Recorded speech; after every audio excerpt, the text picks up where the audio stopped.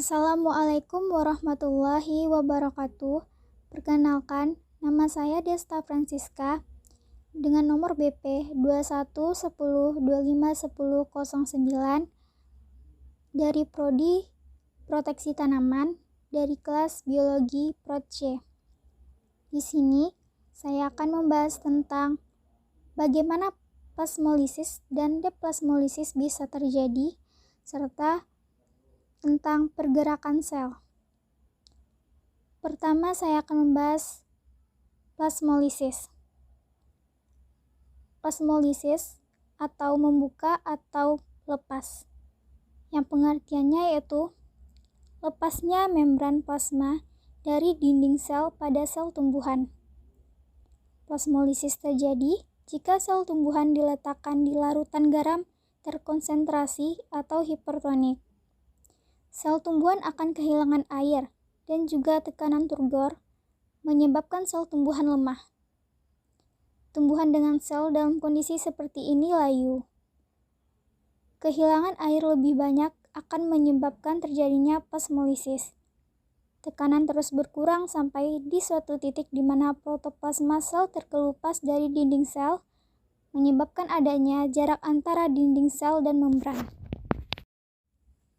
Yang kedua, deplasmolisis atau menyatu. Sedangkan deplasmolisis ini kebalikan dari plasmolisis, yaitu menyatunya kembali membran plasma yang telah lepas dari dinding sel.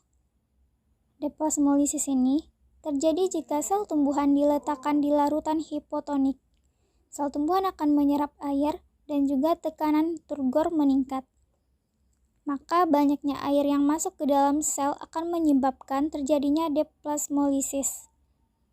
Membran plasma akan mengembang sehingga akan melekat kembali pada dinding sel.